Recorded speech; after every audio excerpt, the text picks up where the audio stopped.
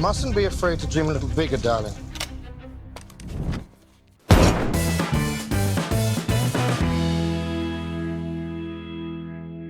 Fasten your life jackets and prepare to initiate docking procedure. Are you ready, Mary, to continue and conclude our deep dive into the films of Christopher Nolan? I am, but I left my life belt behind. Oh, Maybe an issue later on. never mind. Well, maybe we could just sort of reverse time and then, Yeah. correct that error, maybe.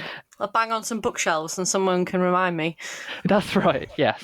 I'll do it. So last week we were celebrating the 20th anniversary of Memento, although I forgot to mention it. And for this episode, it's been 10 years since Inception, which sort of characterises how he launched a lot of the second half of his career as well. And also, Christopher Nolan turned 50 this week. Did he? Oh my God. I'm sure he's messed with time again there. Part of me feels like he should be older than that. The other part of me thinks, well, he's not been around that long. It's amazing, isn't it? But yeah, I know what you mean. He's such a sophisticated person and director, I suppose. He's very much an auteur, I think, and you don't get as many that have their own styles that are completely their own, that really stand out. Yeah. But Christopher Nolan is definitely one of them. Yeah, he's stuck to his guns, hasn't he? Yeah, you just know when you're watching one of his films, for many reasons. Yeah, well, we were calling them Nolanisms, weren't we? And they're sort Yeah, of I love that word. tropes and traits that characterise his films. And I thought it'd be nice to lay the foundation for what we're going to do this week by just recapping what we found in the last episode. So he had a tendency for noirish crime thrillers set in and around criminal underworlds. His films were usually non-linear puzzle structures that either start at the beginning or the end of a story that flash backwards and forwards throughout, manipulating time and chronology, often finishing with an open ending and thus demanding multiple viewings. They feature morally ambiguous detective-like characters who are psychologically hung upon truth, revenge, secrets, ideas and goals, often living double lives, either deceiving themselves or others for personal or professional gain, and they're usually centered on familiar core concepts like memory, guilt, obsession, fear, and position the viewer in the place of the characters so that we can question our own thought processes, actions, and morality as well. Check for this week then. And I guess the other thing is we saw him leap from increasingly larger canvases. So his debut film was just an experimental, no-budget thing, and all the way up until multi-million-dollar blockbusters, which just proves that he's got this ever-present artistic and commercial viability going on, which is absolutely something that we're going to see, I guess, from the very start of this episode, because the first film we're going to talk about is actually the number 4 film in the world on IMDb, which just goes to show how popular it actually is. It's also considered one of the best blockbusters of all time, isn't it? Not that you think of it as a blockbuster. It doesn't fit into that style that you kind of think of, park your brain at the door. And yeah, he's got all that, but it's very much more sophisticated. It's all in the themes, I think, isn't it? We should go straight into it then. This is 2008, so 10 years after he did his first film, and this is The Dark Knight. And if you've not heard or seen of The Dark Knight, well, so... You've been living under a rock. Exactly. Where does this story pick up then? Batman is an established thing in the world of Gotham, but he's still a relatively new phenomenon, and people don't really know where they sit with him or where he sits with them. Like the police are working with him, but the official policy is, no, we have to arrest him. Yeah. But then on the other side, criminals are either scared of him or they're trying to copycat, mimic him. Yeah. I thought that was interesting. In a way, he's complicated things rather than necessarily instantly saving everyone. Yeah. How can we give the summary of this movie in as simple a way as possible? Because it's not a simple movie in any way, shape or form. No. I think there's a lot of things that people forget about the film, and one of the things is that Batman is very much an interim measure in Gotham, and Nolan's films actually only cover a couple of years. So I think one of the things that people forget about is that Batman doesn't want to be Batman. He's not this eternal protector. He wants someone else to take over from him. Yeah, he wants to leave that life, yeah. Yeah, which is where the new district attorney, Harvey Dent, comes in. He really wants to know if he can trust him to look after Gotham in safe hands, I suppose. The White Knight of Gotham. Yeah. And Harvey Dent's a very cool, collected, in-your-face, direct character. And he's not afraid to pull his punches. He'll do what it takes, which is interesting for where his character goes, because again, it is morally ambiguous. As the film goes on, you see what he is willing to do. Yeah. And that's kind of where it all goes wrong. And he does say at the beginning, you either die a hero or live long enough to see yourself become the villain. And that very much signifies the plot for Harvey Dent's character. Yeah, absolutely. Yeah, there's something about he's got this really squeaky clean image, and he's a bit of a showman and a show-off, and he's kind of ideal. Do you know what I mean? He's kind of too ideal. Yeah. And I guess a lot of his characteristics they're admirable. Yeah. But at the same time, there's a fine balance, isn't there, between that and arrogance. You know what happens to idols? They're gonna fall eventually. And he has history with the nickname Two-Face. You know, the police know him as maybe not being as incorruptible as he seems. Yeah. So, yeah, definitely interesting setup there, which I guess is where the primary villain of the story comes in, because the Joker, I mean, there's so much to say about him, because at the surface value, he comes across as if he doesn't have a plan. Then you think he has got a plan, but then is his plan not to have a plan? Yeah. He wants to expose everybody. Yeah, it's utter chaos is what he wants. He just wants utter chaos. And he does have a plan for that. And the thing is, it all looks like it's just chaos unwinding, basically. Yeah. However, he is 3 steps ahead of everybody else. Yeah, it's like a chess game, isn't it? Yeah, exactly. And the two knights on the board are the White Knight and the Dark Knight. Oh my God, that's just clicked in my head. Yeah, he's bluffing and he's playing everybody against everybody. Anything he can do to upset the established order. Yeah. Send them on wild goose chases while he can just sort out the next step in the background. He's a fantastic character, really. I think his performance, Heath Ledger's performance in this, it envelops him. Yeah. There is no Heath Ledger left there. He is the Joker through and through. He committed to that role 110%. Yeah. I think his performance is so unexpected. It feels like it doesn't matter how many times you've seen it, you're still going to look at his performance and go, wow, right. Because you don't expect what you're getting from it. I was just going to say, for me, I haven't seen it very often. Watching it this time was only maybe the 3rd time I've seen it. Something like that. But I found that I didn't remember most of the plot at all. There were little bits that I remembered.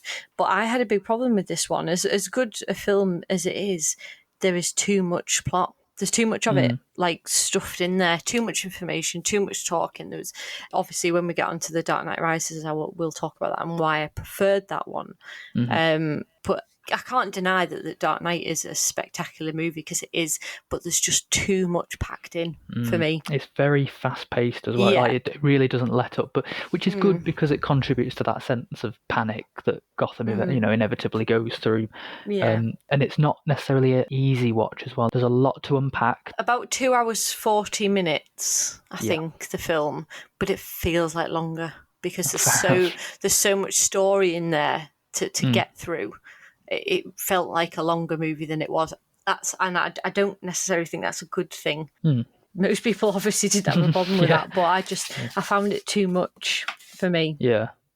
I think more than anything, what precedes the film is not the novelty, but I guess the novelty of it being the very first superhero film of that kind. You know what I mean? It was marked as like the beginning of a new type of superhero film, even more so than Batman Begins. This was like the new milestone of what you can do, and I think maybe that reputation has sort of surrounded the film and lasted. I was just going to say one last thing about the Joker in terms of like appearance, because obviously it's such a huge thing to have a new actor playing the Joker, and it's weird to think that 2 more people have already done it since. Yeah, it's a big deal.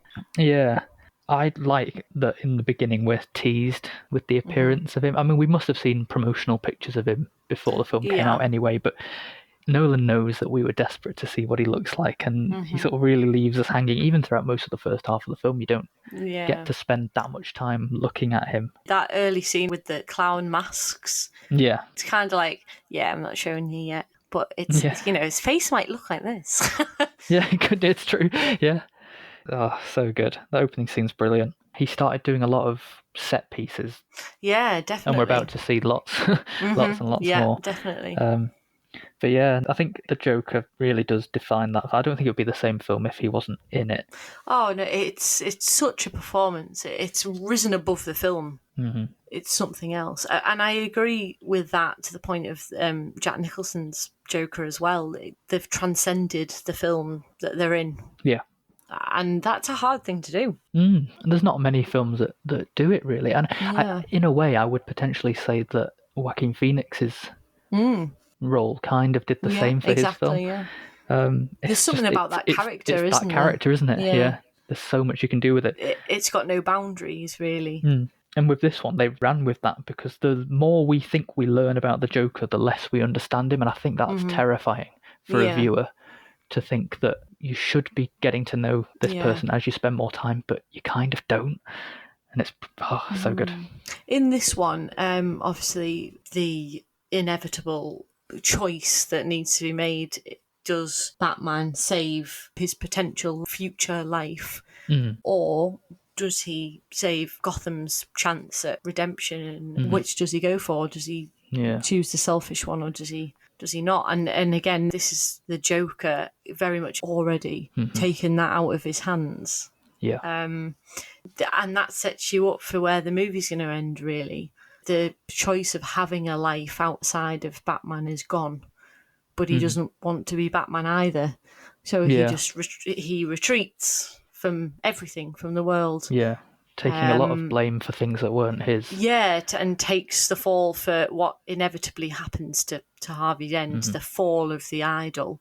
But realises, maybe rightly or wrongly, that the city needs someone to follow and something to believe in, and that Harvey Dent, at his best, was that thing to believe in. So he takes the fall for all of the corrupt things that Harvey does. Yeah. You said in the first episode that he wasn't going to recognise or experience a lot of the sacrifices that were going to come with the decision of becoming Batman. And I get, you're right in saying that that's where we really start to see it here. And this is obviously bridges into the third film, which we're going to do later on.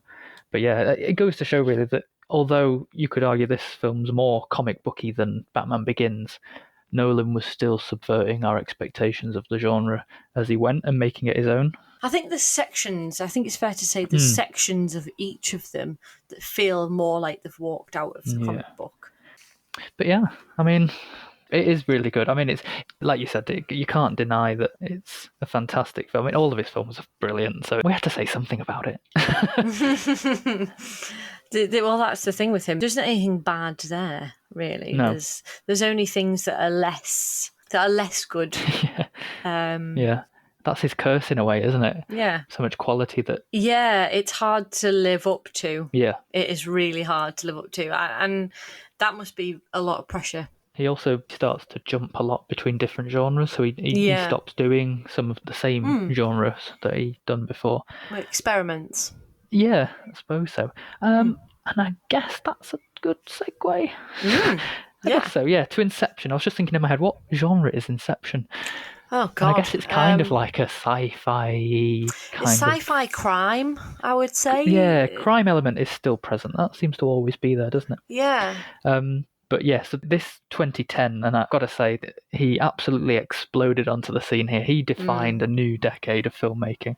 Oh, this is like unlike anything else. It is unlike any other film. It's hard to define what it is. It is, I'm going to try.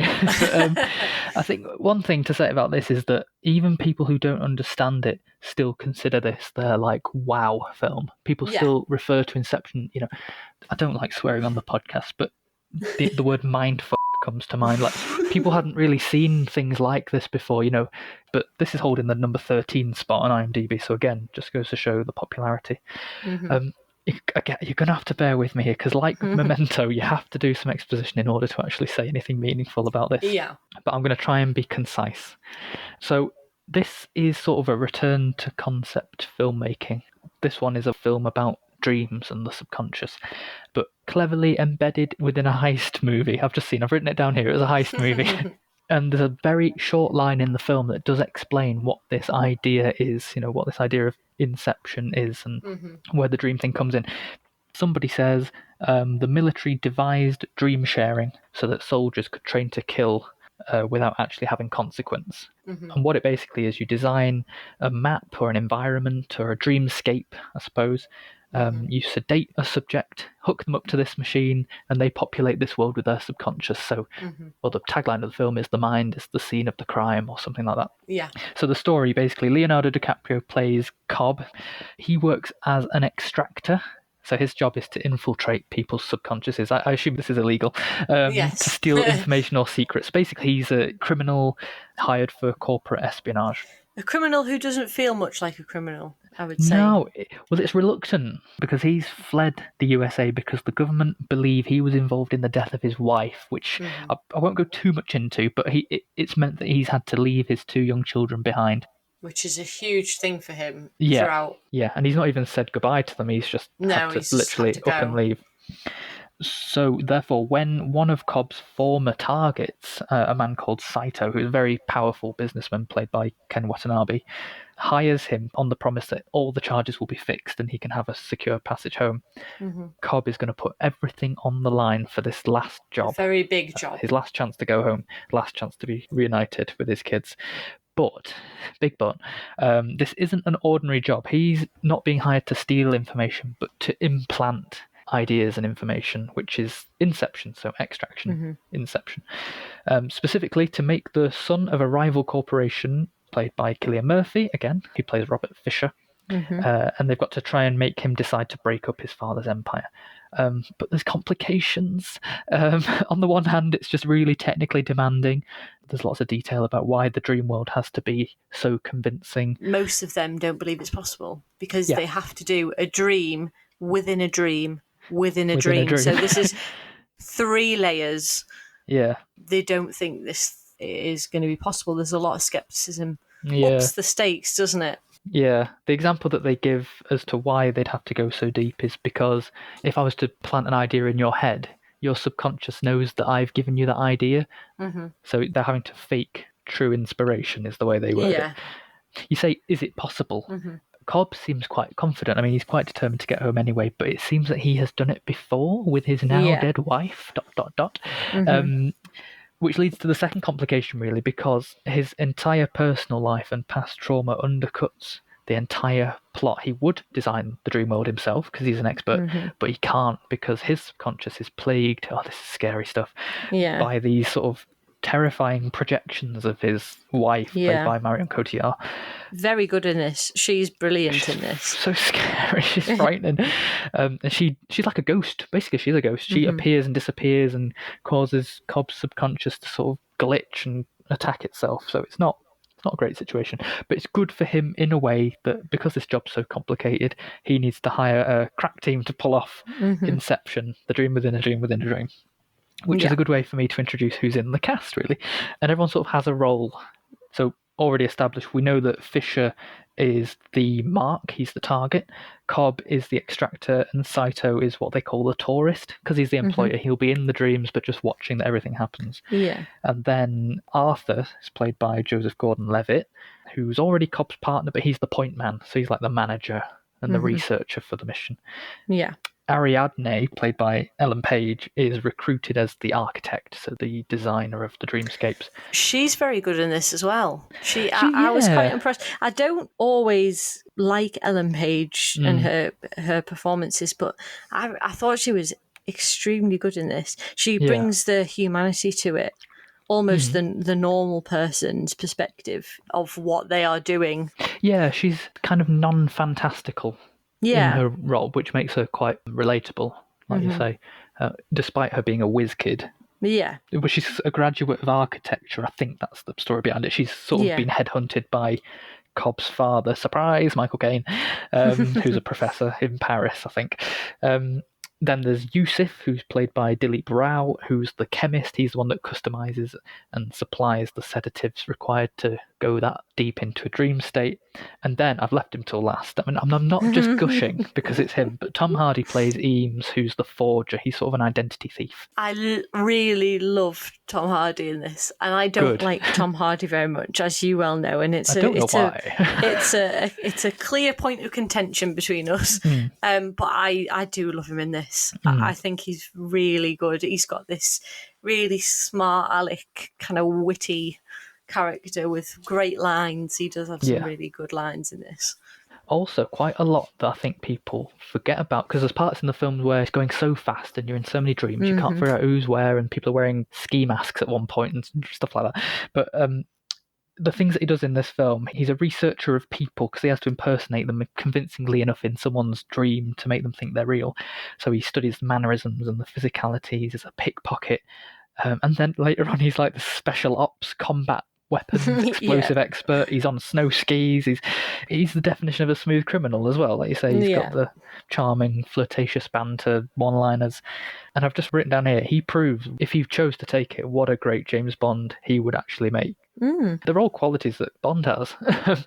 And he just does it with ease. And although it's far from the main character, this was a major platform for him, and he blew up. Like, this was the film that made him a big international star. So a special shout out to him.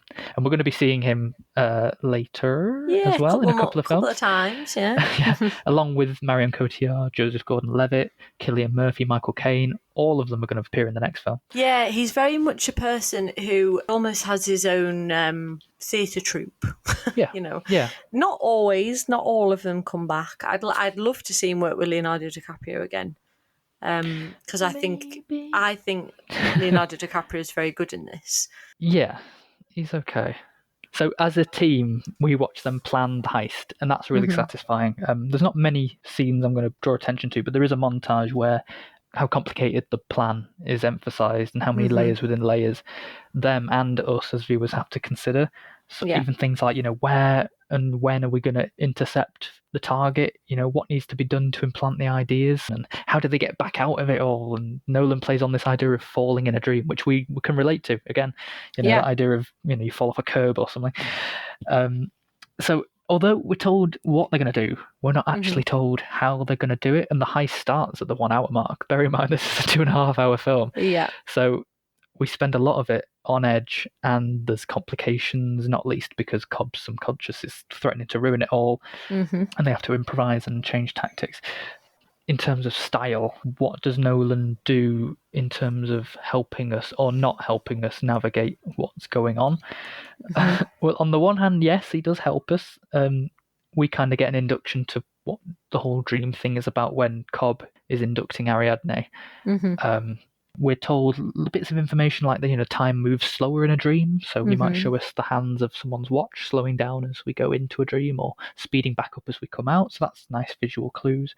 And then each character's got a token, like something that they carry with them that helps them decipher whether they're in a dream or not, and we kind of rely on that. As we're kind of promised that that's something that we can rely on. However, in just as many ways, Nolan blurs and conceals the truth from us. He's always got the upper hand. He can make us think that we're in the real world, and actually we're not. We're still in a dream. Things like the editing in the film, it's very fast. At times it's like a montage. Space is happening between the shots that we see, and therefore he can conceal details of where we are, how we got there. The cafe scene is a good one. He doesn't tell Ariadne that she's dreaming. And likewise, we don't know either. And then Nolanism, cliffhanger ending. This is probably his biggest, most talked about ending as well, I think, out of all of his movies. And I think it's because we feel betrayed by it. Like I said, we trusted him that these objects would tell us the answer. I'm not sure though. I was watching it and I thought it seemed to be bobbling. It does. It wobbles. His totem. Yeah. It was so is it going to stop? Is it going to fall? Yeah. It's not necessarily clear that it is going to keep going, because it does have those few wobbles, like it's going to stop. You're not entirely sure. I'm pretty convinced that he is in reality. I think it's just there as a little hint. You just want him to be there, though. He has to be there. He's done so much. You want him back in a life that he can control. I think, it's one of those things. It's Nolan's little way of making us apply the concept of the theme back to our own lives. He It's never very lets us unfair. forget it. It is a bit. And then lastly, special effects. I think this was the first film really that proper Fabulous. went crazy with the special effects, practical as well, but a lot of CGI too. The cafe blowing up, Ariadne redesigning Paris by bending it in on itself. That was fantastic. I mean, that so good. It looks phenomenal. It really looks phenomenal. Yeah, there's she does nothing all sorts like of it. Crazy stuff. But then also the things like the rotating hotel set. It's amazing. Which was all practical, and Joseph Gordon-Levitt did his own stunts in there, and it's just fantastic. And knowing that adds to the film as well, knowing that it's real, that they really did that Joseph Gordon-Levitt is actually doing that, just makes it feel even better. Mm-hmm. It's really quite spectacular. The behind-the-scenes footage of them filming that is great. Unreal. It has been done before, but not to that degree, I don't think. No, big sequences. Again, set pieces. But yeah, I'll shut up now. I'm going to shut up. Because you can go on and on and on about films like this. You can. But I just wanted to try and cover it all. That's one of the nice things about Nolan's films is you can come back to them multiple times and see different things. You're not always going to get the same thing. You're not always going to feel the same way. That is very true. I'm going to just leave you now to take us into The Dark Knight Rises, 2012. Yes. So The Dark Knight leaves Batman in a very unsettled state, I suppose. Well, almost non-existent, because he disappears. He takes the fall for Harvey Dent, becomes public enemy number one, basically, and completely disappears. And Bruce has lost Rachel and just retreats completely from the world. His purpose has just gone, hasn't it? Yeah, he just disappears. And he looks old. He looks much older than his time. Yeah. We've moved on so many years into the about 7 future. years, I think. Yeah, something like that, yeah. And basically we get a new villain who very quickly starts his master plan, so to speak. And that's Bane, played by Tom Hardy. Now, good. this is the one thing in the film that I think most people had an issue with, and it was the voice. Don't say the voice. I love the voice. I think a lot of people couldn't understand some of the things he was saying. And I have to admit, when I was watching it, when it first came on, I thought, oh, this is not as bad as I remember it. It's not as bad as it was made out to be. But there were some things he said that I didn't understand. After the cinema release, it was reworked. Like the voice was then changed. I've noticed it's a lot clearer now. But I'm of the opinion that I loved not necessarily always being able to hear what it just made him so sinister, I suppose. Yeah, this is Tom Hardy 2.0. He's like huge. He's just a bulk of a man. He's just it's like a boulder. He's so imposing, and I think that's why the voice contributes. It's like an animal. That's what I love. Yeah, it's a very interesting choice for the voice, and it's very clear from the beginning that this guy's he knows what he's doing. He's extremely calm. He's extremely violent. Yeah. But it never really breaks out until he fights Batman. Other than that, it's just very controlled violence. Yeah. And he's very polite. Yeah, it's terrible what he does, but it's not lashed out. It's very controlled, very calm, which makes it even more sinister. So in this one, the violence and the crime is starting to appear after a period of relative calm. Yeah, under the Harvey Dent Act, basically. Yeah, all which is based on a lie. A lie, yeah. And you're very, Jim Gordon, at the end of this period of time, he wants done with it. He's very disillusioned with what he had to do. And talking about Harvey Dent like he is this hero, it's eating him up. You find out his wife and his kids have left him, and because he's consumed by his job, and he's always expecting things to go bad again, which I think is a good instinct, because it does. It goes really bad. Yeah, he sort of becomes part of the curse that Bruce Wayne has. He's part of the secret, and it does destroy people. It eats them up, and obviously as this is going on, you've got this policeman who becomes a detective, played by Joseph Gordon-Levitt, who I quite like. And again, he's kind of the human side of it. He's like almost the ordinary person's perspective, very relatable. And he knows Bruce Wayne's Batman. He figures it out. He realizes, due to them both being orphans, and he kind of clicks the things together. And he puts the seed in his head that Batman's needed. And he does come out of hibernation, so to speak. Yeah. And you've also got in here Catwoman, Yes. played by Anne Hathaway, which we're both on very different sides of the fence on this. I think she's fabulous. I just love her. She is. I don't need any explanation for who, what, why, where she's come from. I understand your point in it is she could very much not be there. I do understand that, but she's just such a fun character. And Anne Hathaway's your message to me was the first 20 minutes. She's just fantastic, and she is. She really is. That first 20 minutes is some of her best acting she's ever done, in my opinion. But B, also some of the silliest character actions, I suppose, of any of the characters in the trilogy. Explanations. It's not so much that I think you need a backstory, it's just it didn't make sense that she was the only character in 3 films that didn't get any. Just to clarify my point, she backflips out of a window in heels off a several-story building and then just walks away. If it was Batman doing that, we would have been told at least something like he had some knee support or something. There would have been a visual clue or some kind of plot moment to explain how she's able to do these things.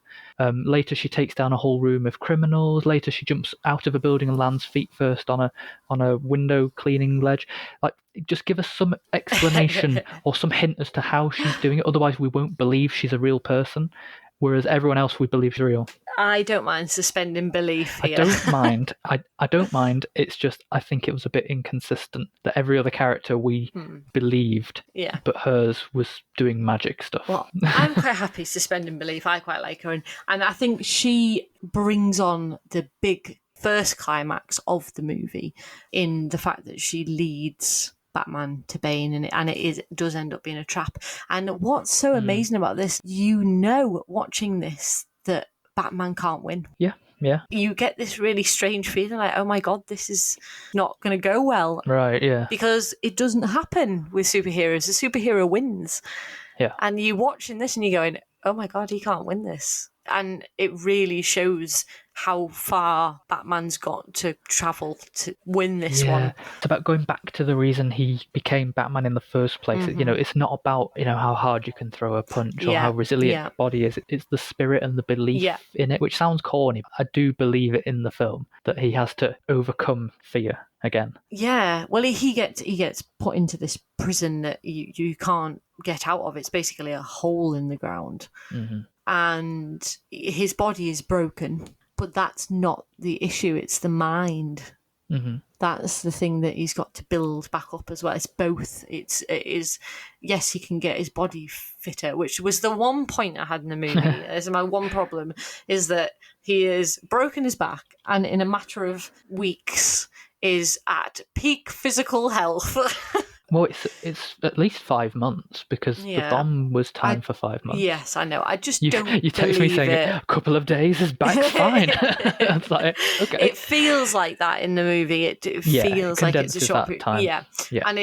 And it just feels very unrealistic. The mind part, I totally believed. That was fine. It was the body part that I had issues with. Yeah.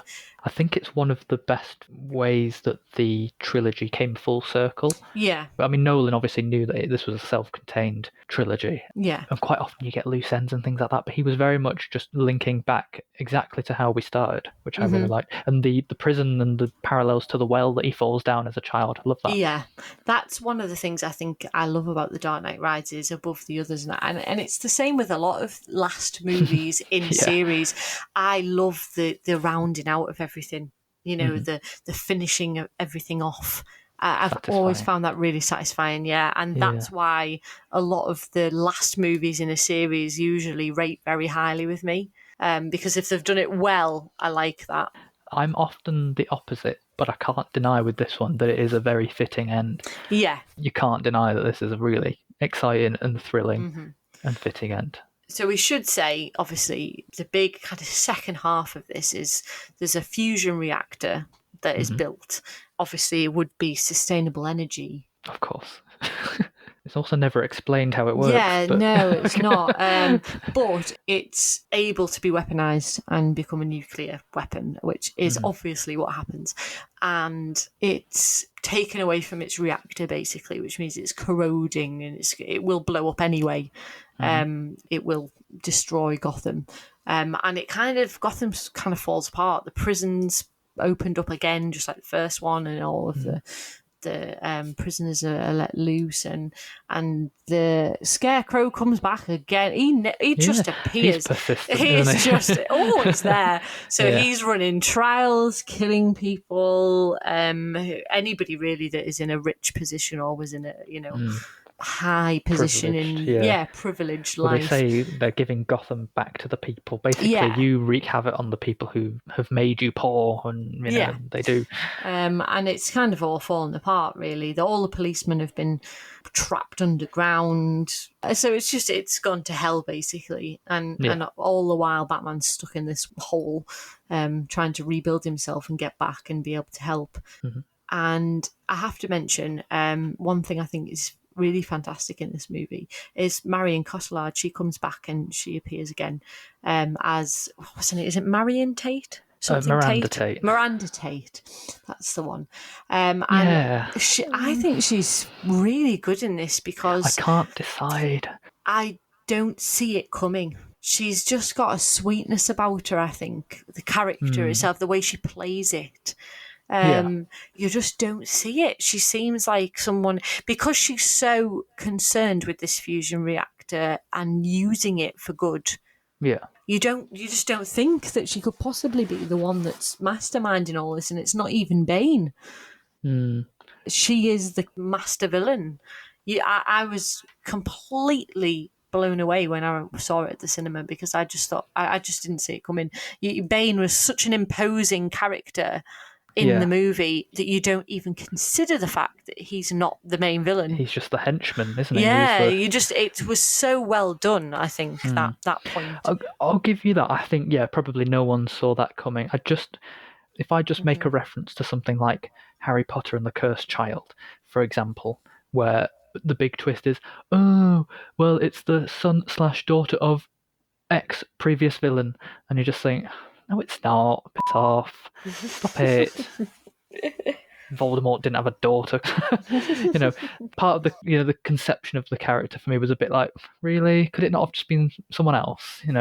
It's always daughter of, son of. It's a very sequel-y thing to do. Oh, I don't know. I quite liked that. It's a bit cliched, I think, but they did trick us in a way because for a long time we were led to believe that Bane was the offspring of somebody else, and it's not. Yes. I've got two things I want to say just to round this off. The first thing is, I think I definitely prefer this one to The Dark Knight. Not that The Dark Knight's not great, because it is an incredible film, but this one, there's a lot going on, but it's just more clear. It's not even a basic plot, but it just feels more basic. It's not quite as intricate. And obviously, like I said, I like things that are rounded off. I like the characters in this. I liked the new additions, Joseph Gordon-Levitt and Anne Hathaway, and I really enjoyed them. And the other thing is, I've decided after watching this that I know who my favourite character is in the series, and it's Jim Gordon. He is my favourite. I've never been a big fan of Batman, to be honest. I don't like Christian Bale's Batman, really. I don't like his Bruce Wayne. I'm not a huge fan, really, of Batman. I love the movies. It's more fun to not root for the main character, though, isn't it? It's more fun to root for someone else. There's a lot of really great little side characters in this. You've got Lucius Fox, played by Morgan Freeman, and obviously Jim Gordon, Gary Oldman. You've got Michael Caine's Alfred. And I think he's phenomenal in that. He is. There's really great side characters that are in it. And I love Jim Gordon. I love his morality. He's got some great lines in the movie, and he's a good man at heart. He really is, and he's the one really that Gotham needs, because he's always there. He's always there to root for it and to, do what he can. I just thought of something just then about when you said this film, it's almost easier to like it's not as difficult. If you consider the trilogy of the films in the same way he describes the magic tricks in The Prestige. So the first film, the origin story, is the setup, the pledge, it gives you the information. The second film is the turn, the twist of events, the ins and outs of what goes on. And then the third film is, more oriented towards the entertainment value, which is The Prestige. It's very clever, really, when you think about it. He knew exactly what he was doing, yeah. We said that the story of The Prestige mirrored how he made films, so it would make sense to apply that to how he makes trilogies too. Yeah. So that was 2012. He went on from that amazing kind of finality of the series, that great end, and then blew everybody's minds 2 years later with Interstellar. And this is a movie we went to see together, isn't it? It's the only Christopher Nolan movie we've seen together. Yeah, and it's probably only one of a small handful that we ever saw together. Yeah. And we've both said on this podcast before what effect this movie had on us in that moment, seeing it in a cinematic environment with the huge screen and the sound, and it has to be seen in the cinema. Interstellar, I think it must be experienced that way. That's what it's built for. I would argue all of his films, go see them in the cinema. Well, they do, that's true. So basically Interstellar, it's got Matthew McConaughey as the main character, Cooper, who is a farmer. He wasn't originally a farmer. He was a pilot and he worked for NASA. But we're obviously not in present day Earth. We are far into the future where most food is hard to come by, hard to grow, has completely died out. The dust, like basically sandy air, it's just taking over. There's sandstorms and we need farmers, basically. There's no military, there's no NASA, there's no anything, because money is going into food, because Earth is running out of food.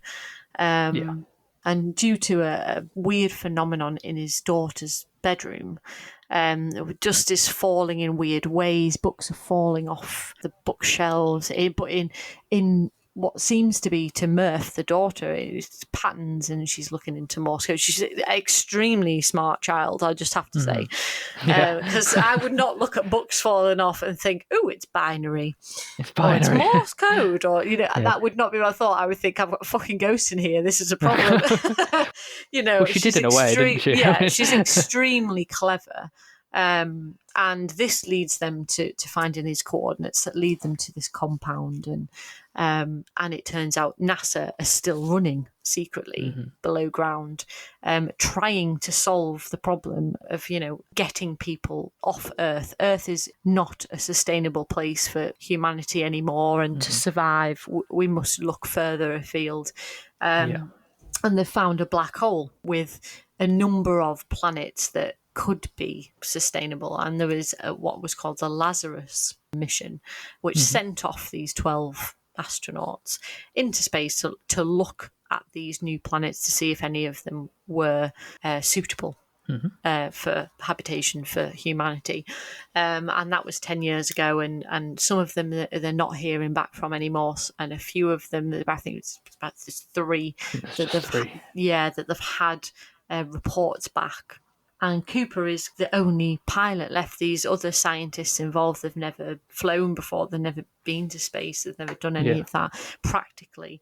So he kind of gets roped into it to saving the world, which has a terrible effect on his daughter. They leave things really badly, and that really kind of sets up the human part of the story. He wants to get back to his kids. He's doing it for his kids. It's a very scientific film, and I know they had advisors on this. So this is about as real as we can get the science to be. Yeah, I don't know if any of the science has changed, but I know it was definitely correct when they made it as much as they could make it. So it feels very grounded, and I think it's very much broken down into parts, into sections. So you've got the life on Earth, the origin piece of the story, and the NASA plan. And then you've got getting into space, the black hole and the first planet. And I think that's my favourite part, the actual aesthetic of it. That first planet with the water and the wall of water. There's just something about it that it just sticks in your head. It really does stick in your head. There's an element of intrigue for us as viewers. Yeah, we can't imagine what another planet would look like. Yeah, interpretations of what alternative worlds could look like and how normal they can seem at first, but actually how aggressive they can be, and dangerous. And that's one of the things as well. Like they do say, you don't think nature can be evil, and Anne Hathaway is one of the astronauts in this, and she says no, she doesn't think it is. She doesn't think it's evil, no. But you can probably change your mind looking at some of this, maybe not evil, but it's pretty damn horrible. It's a very environmental film in a way, isn't it? It's kind of like, please value the Earth, because you could be living on this very cold 67-hour day planet where there's 80% gravity. You have to eat ice for breakfast. It's a miracle. It's a miracle what Earth is. It's providing all of these things for us. And the aspect of time in this film is really important, and that's kind of what drives it's kind of like the ticking bomb to the audience, because it's explained to you how time works in this. So basically, visiting this first planet, an hour there is years on Earth. So that's huge, knowing that they're there and the time is ticking away and it's years. They're going to be gone from the people that they love for a matter of years, and obviously things don't go well. And when they come back, is it 23 years or something? They've lost. Yeah, the first planet they lose an additional 23 because of a complication. Yeah, they have complications. Yeah. With his other films, there's an element of sacrifice. There's always sacrifice, but I think this is the first time where the sacrifice isn't immediately visible or physical as such. Yeah. So their actions are affecting something, in a different galaxy, and they can't see or even predict exactly. It's when they come back that you see just what the impact of that is. When he comes back and he looks at those over 23 years of videos and his reaction, it's heartbreaking. It really is. The things that he's missed, children and the death of children, and all of the things that he's missed in this time that he's been gone, and they don't think he's coming back. It's gut-wrenching. It really is. It's a hell of a scene. They give up on him, don't they? Yeah. And there's nothing he can do about it. They've moved on, their grandfather's died, his son's had a child and lost a child, and it's huge, absolutely huge. It's another thing about, we said value the Earth, but it also speaks a lot about valuing, other things, close to home stuff. Yeah. Doesn't it? And that leads on to the next section of the movie, the man's planet and the lie. You've got a cameo from Matt Damon here, who's very good in it, actually. He's all right, yeah. Hidden very well, because Matt Damon's not your usual antagonist of a piece. No. But he played it extremely well. And then you led on from that, this kind of blow that what they thought was going to be a place for humans and somewhere that we could save everyone, to no, this is another planet that's a loss. We've wasted more time and got nowhere. And then you find out that Michael Caine, who is kind of running NASA, and again, he's like his little lucky charm. Michael Caine's in all of the movies. Yeah, he's good in this too. He has lied to all of them, even his daughter. Anne Hathaway is his daughter, and went on this mission. She didn't even know that this equation that he's been working on, he'd solved it all along. And he knew that there was no saving Earth. That was it. They weren't going to be saved. There was no help. They were going to have to carry on. They had this plan B. Yeah. And he knew they would never end up coming back, that they would end up staying there. They'd taken eggs, hadn't they, and they could build their own colony, basically, of humanity on another planet. That's huge. The whole film so far has been Plan A. Yeah. You're expecting this saving. It's all going to end well. We've been tricked as much as they have. Again, he sort of tricks us. And then there's the final part, which is, I think, the bit that most people have the biggest problem with. Yeah. The realisation of both Cooper and Murph of what's actually happening. And right at the very beginning, one of the first lines Murph says is, "I thought you were the ghost." And it's fantastic, because it's a great trick of Nolan's again, because that's telling us an answer to the big question right at the beginning of the movie. You already know it's been answered for you. Cooper is the ghost.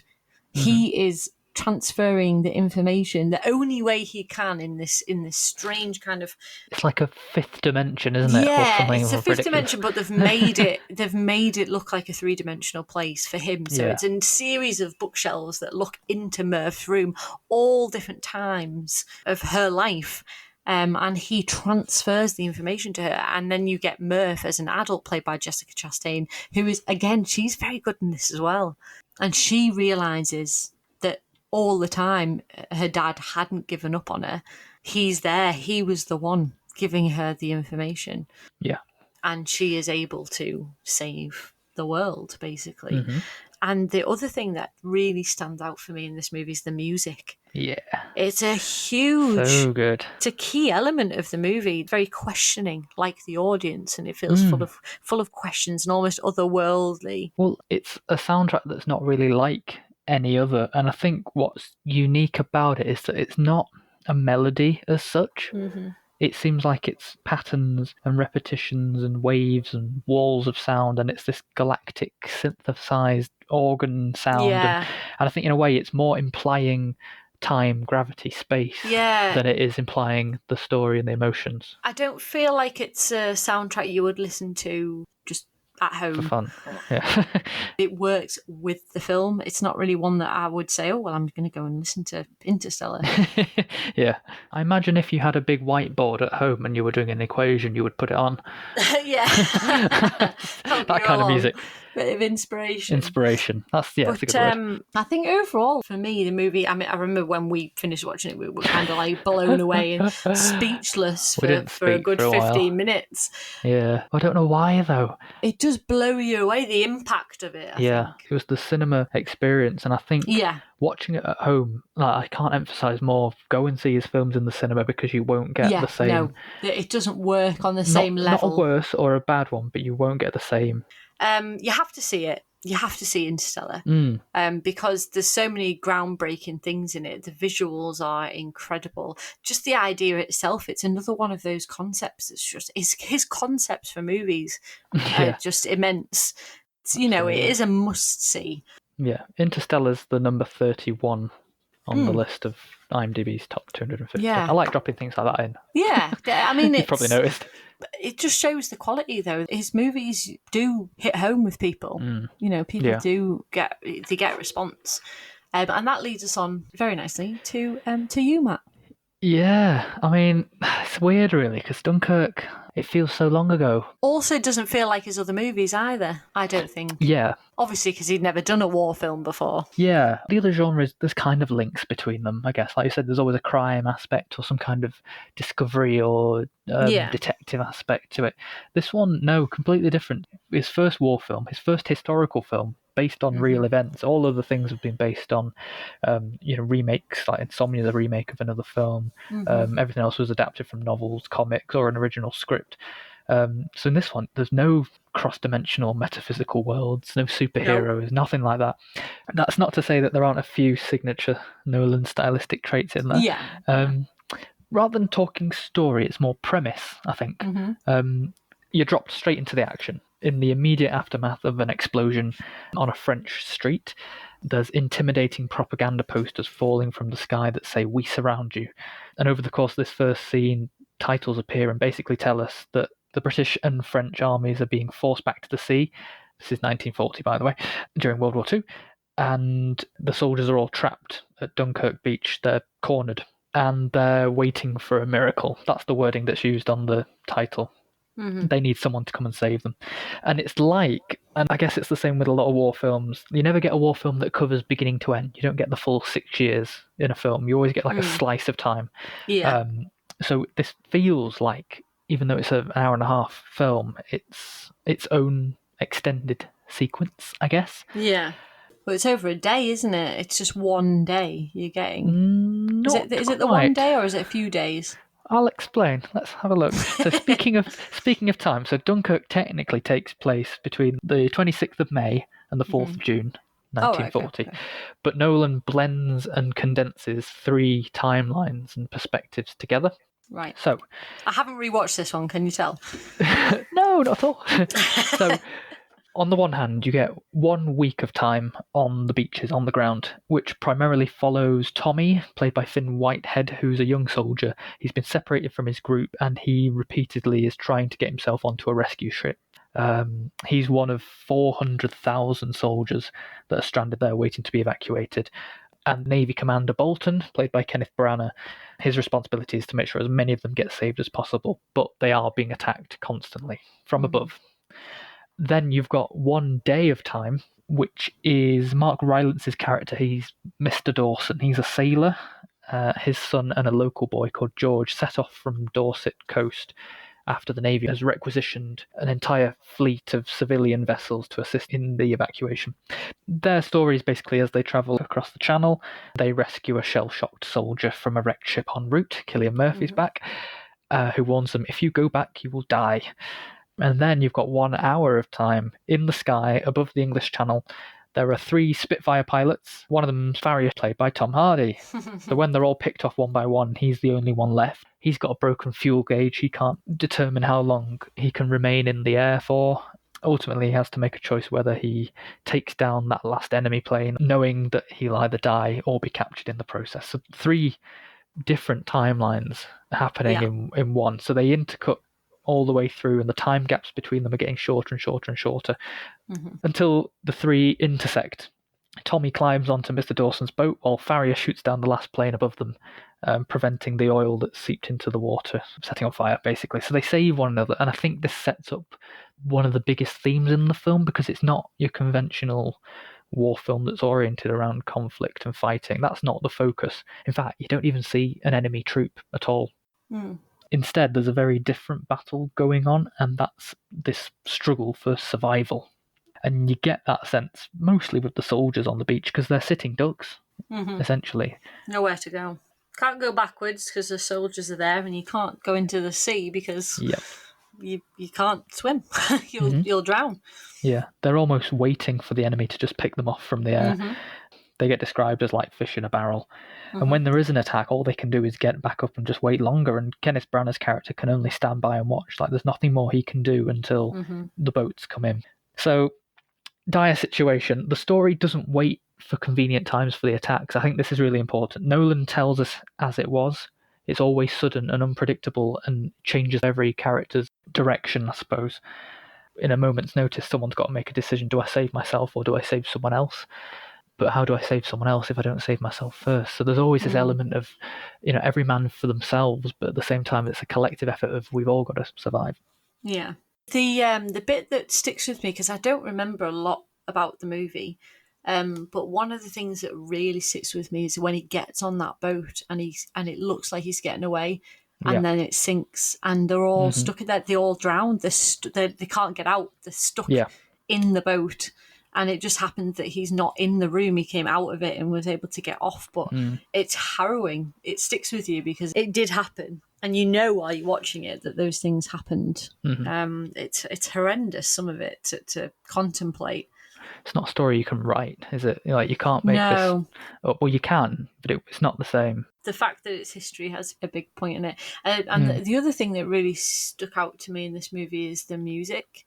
Again, and it usually does. I think the further into his career you get, the bigger the musical element has become. And this one was really important because it's ticking, isn't it? A lot of it. Yeah. Well, I couldn't decide whether to put the ticking in sound category or in the music category. Yeah, it's kind of a blend, I felt. Yeah, I think it uses both. Yeah, but the ticking that you get in the background, it's like it builds up the tension, the pressure. You're completely aware of the time all the while because of that, subconsciously. Yeah. Bit of trivia, that's actually Christopher Nolan's own pocket watch that they recorded and then synthesized and put in. Wow. But yeah, you're right, the clock ticking starts the second you start the film and it ends right at the very end. Yeah. And the idea of it building, just a note about what Hans Zimmer did with the music, because it is essentially a great big long 100-minute music track. The way that they make you feel that it builds and builds is something called a shepherd tone. I've looked this up. So if you imagine like an ascending scale of notes going up, but then fading out, do that loads and loads and loads of times, that's given the impression of a never-ending rise in pitch, because as one sequence reaches the top of the scale, another one's come in. It's a never-ending rise in pitch without actually rising in pitch. Yeah. It's hard to describe, but it mirrors the structure of the film because there's 3 of these sequences happening on different time scales, playing at the same time that all build to a climax at the same point. It's mad. The music, obviously going through his films, it becomes not only just music, but it's a key element of the film, of how it works. Yeah, and how you feel. Yeah, it's become more and more and more important. He uses it absolutely perfectly. I think on the other side of it, obviously, that's very oriented around dread and fear and tension. But there's an element of all of his films that we've not actually vocalised, and I think that's the theme of hope. There always seems to be something about hope. Even when it's someone doing something bad, they're doing it because they're trying to get answers. You know, they have hope for revenge, or they have hope for truth, or they have hope for something else. In this one, it permeates the entire film. Because although there's so much devastation and loss of innocence, you can see it in the characters, like the soldier that they pick up from the wreckage. You know, he's dehumanized, he's lost all sense of self. But on the other side, you can see how much every small victory means to everyone, no matter how short-lived it is, whether it's managing to get a stretcher, a wounded soldier onto the boat, or the sound of the engine kicking in, you know, when they're on the boat. And one of the best moments is when you see that fleet of boats, the civilians coming into view, and it's one of the most goosebump-inducing moments, and it's just a massive swell of relief because it's at the end of this very long scene. And again, because you know that was what really happened, it just adds so much more. As much as it is patriotic, it's humanistic. It just gives you this sense of pride that you see on Kenneth Branagh's face, especially. There's one shot where you can just see it in his eyes, like his eyes are filling up, and you just think, God, they couldn't get home, so home came to them. It's just perfect. The ending is bittersweet, because although they save 300,000 lives, there's that sense that, you know, the war wasn't over. The story was obviously going to carry on beyond the events of the film.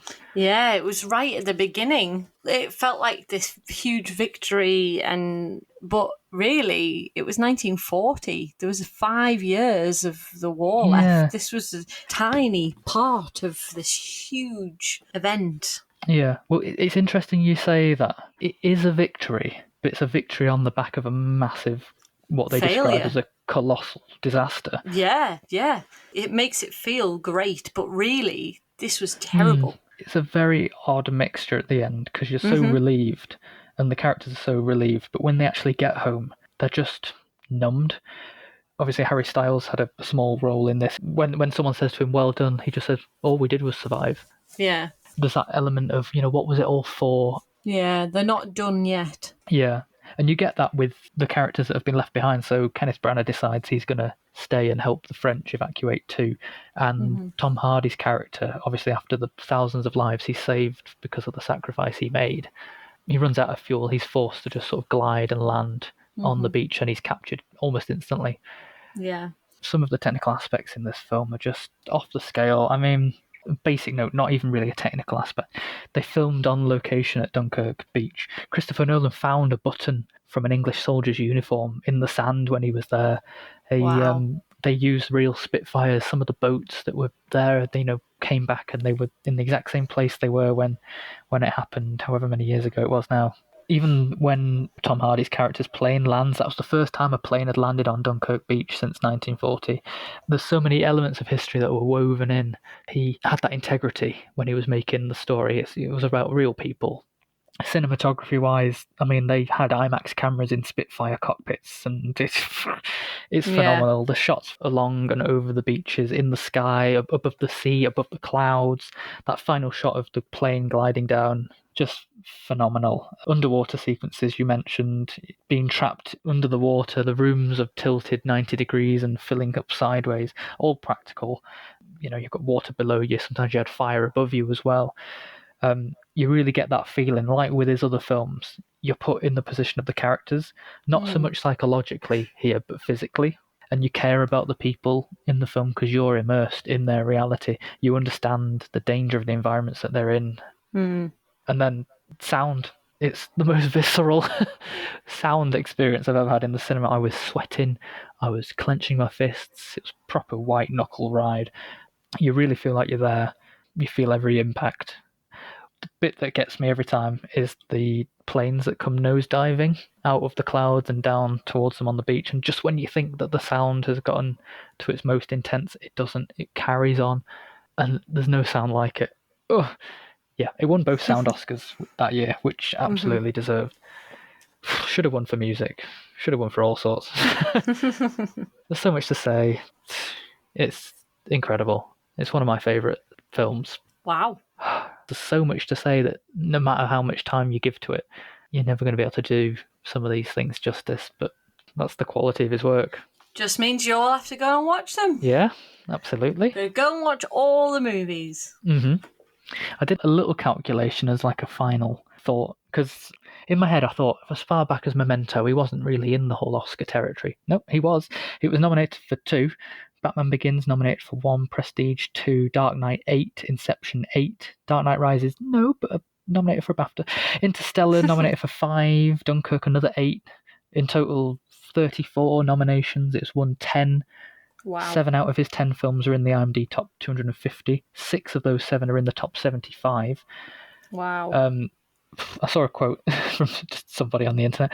They said the worst Nolan film is still better than 90% of films made today. Yeah. And it's hard not to agree. That's probably true. That is probably true. It is sensational what he's done. And is still doing. And I have much faith in Tenet still, as much as the cast isn't maybe who I would pick, but I'm ready to be blown away. He went through a period where a lot of the actors were the same. But then if you look at the pattern, there are actors he's only worked with once. Like, Hugh Jackman and Leonardo DiCaprio. But then there's the ones that appear multiple times. Yeah. It's not necessarily against the grain. I don't really like any of the actors that are in Tenet from the look of it so far, and it looks extremely complicated. But that's not stopped you before. No, but the actual premise that we have been given so far is not me. It's not my type of film. So I think it's not going to be a long shot from the likes of Inception, but at the same time, even without being sold on the concept, looking at the trailer, like there are scenes where action is running forwards whilst other elements of that same scene are running backwards, and I think that is incredible. How do you conceive of conceiving that? Oh, just the concept alone is going to, I have no doubt, is going to be incredible. It's going to be incredible. So, but that's what he does. He wins you over because of the execution.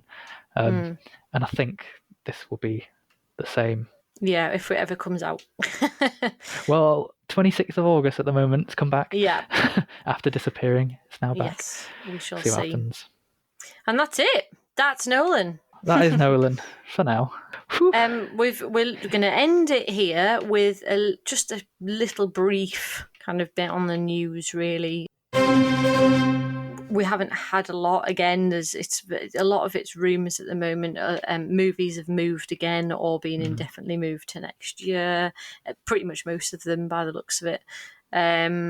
We've had the death of Alan Parker this. I think it was yesterday. In fact, he made Bugsy Malone and Fame. You do Evita.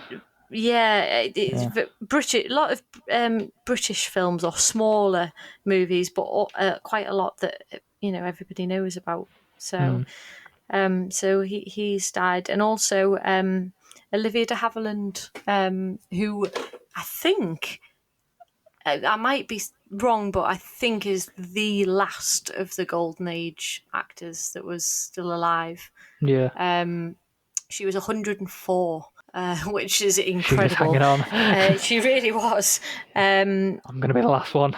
She was in Gone with the Wind, and she worked with the likes of Vivian Leigh, and she was in that era of Hollywood greats: Spencer Tracy, Clark Gable, James Stewart. In that kind of era, and there aren't any. I just don't think there's any left. Cinema's still a very young art form in the grand scheme of things. It's 120 years old. So it's interesting now that we're encountering shifts from the origin of so much that we have today.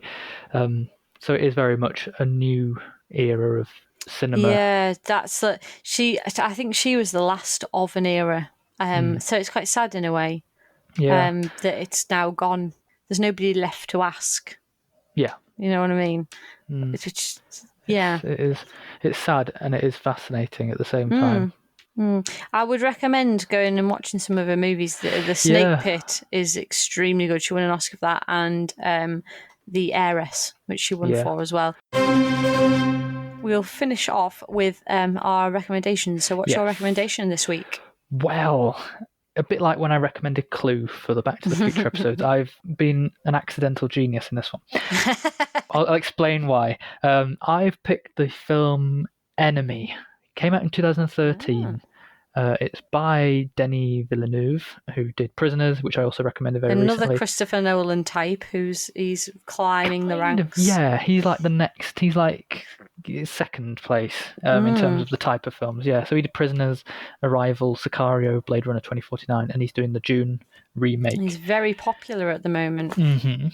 Yeah, this stars Jake Gyllenhaal, same as in Prisoners, and the entire film centres around him. He's a university lecturer, and his life is kind of empty, repetitive, monotonous. He seems very depressed, but one day he sees a doppelganger, double of himself, as an extra on a film, on a DVD that's recommended to him by a colleague, and he can't escape. He needs to know who this person is, and he kind of tracks him down. And it does indeed turn out to be a carbon copy of himself in the physical sense, not so much in the personality sense. And things get dark. It's a very simple, straightforward film in a way. There's not a lot of dialogue, but the atmosphere throughout can only be described as eerie. It's really unsettling the whole way through. I haven't seen this one. I watched it yesterday for the first time on a whim, thinking this sounds like it could be a good recommendation for a Nolan week. Yeah. And it was. His performance as two completely different personalities is stunning, and it just goes to show how good of an actor he is. Yeah, he's very underrated. Yeah, he's definitely one of my favourites right now. And side note, he would be an incredible actor within a Nolan film. The reason I'm impressed with this choice is because I was trying to look for common links. So I've picked a puzzle film featuring men in suits who are dealing with a crisis of identity / self-deception / duality / doubles by playing detective and following other people. It's a what-if cerebral thriller where the characters are obsessed and paranoid over an idea filled with metaphors and symbolism with an open ending. I don't know if I could have hit any more Nolan traits if I tried. So I'm actually really happy with that recommendation. I only saw it for the first time yesterday. It's great. It's called Enemy. That's my recommendation. Wow. What's yours? It's the Guernsey Literary and Potato Peel Pie Society. It is one hell of a title. It's also the title of the book, which I read this week, hence me watching the film. I'd seen it before. I liked it, but I was slightly disappointed. However, on watching it a second time, I enjoyed it a lot more. It's one of those cozy films. It's just, one of those you can sit and enjoy, happy ending, but it does have some strong themes in there. It's got Lily James in it playing a writer, and it's set in literally the end of the war. I think it's early 1946.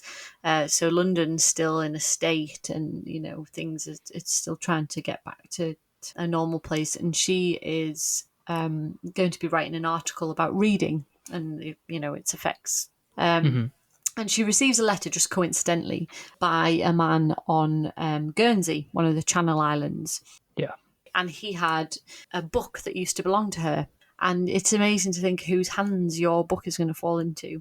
And he happened to find her address in the front of this book, and he wanted to write to tell her, and B, because Guernsey no longer had any bookshops on the island, and could she recommend a good bookshop that he could get a certain book from.